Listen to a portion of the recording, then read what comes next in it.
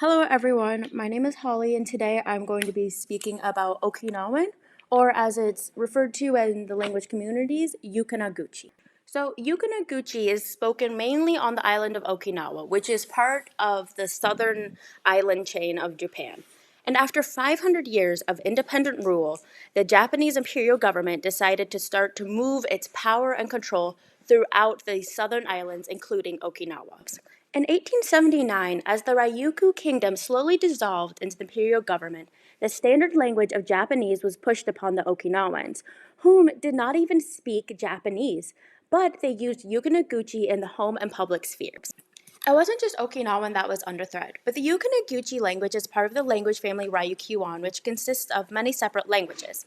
The imperial government sought to have these languages as dialects of Japanese. However, as you look into my next tree, you can see the two languages side by side. This is because many linguists, academics, and public figures in the Okinawan community consider the languages as sisters. This is based off of mutual unintelligibility. However, as the standard language of Japanese started to become implemented within the Okinawan structure, many playwrights and poets still used Uchinaaguchi in their arts. This is because for hundreds of years, the usage of Uchinaaguchi in plays and other visual arts was a way to express Okinawan identity and culture. And then here came World War II, and at the end of the Battle of Okinawa, over 150,000 civilians had lost their lives. This is in part due to the imperial government sacrificing the Okinawan population, or even considering them spies of the Americans or a threat to national security, and would just have them blatantly killed. However, the American occupation of Okinawan started to take root.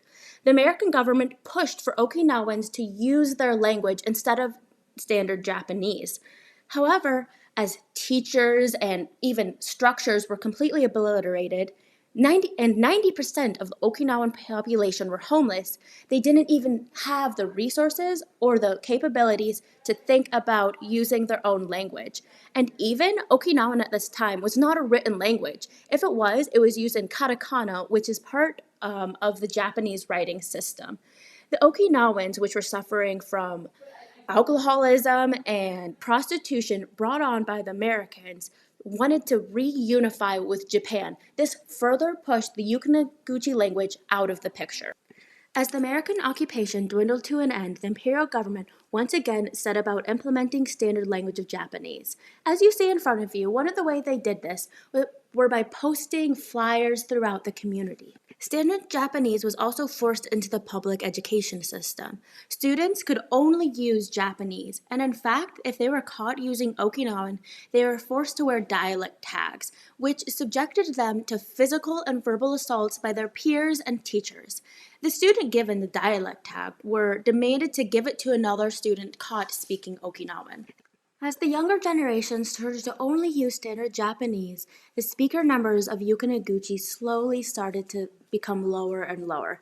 And in fact, today, according to some sources, only 10% of the Okinawan community actually speaks Uchinaaguchi as a first language.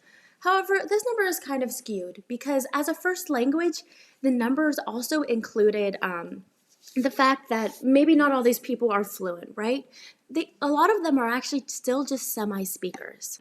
While the speaker numbers seem bleak, the Okinawan language is far much more than a statistic. In fact, it is an identity. The language is starting to be implemented within the traditional plays. Poems are being recited. There are television shows and radio hosts that are using Uchinaaguchi, not just on the island of Okinawa, but also in language communities found in Bolivia, Hawaii, and a few other places throughout the world. The language of Uchinaaguchi, however, still faces many challenges, such as the Okinawan prefecture still does not consider its own language. It will not provide any funding or usage of the language. It won't even allow usage of the language in the education system. Besides a language class, once or every 2 months. However, in places like Hawaii, there are whole workshops based on finding not just how to use the language, but also the Okinawan identity, which makes the language beautiful and intricate. Ni fe diwiru. Thank you. Thank you for watching. And like I said, check out those YouTubers. They're fun videos with animated cats, and it's a blast to even just hear the language. I hope all of you are doing well. Thank you for watching.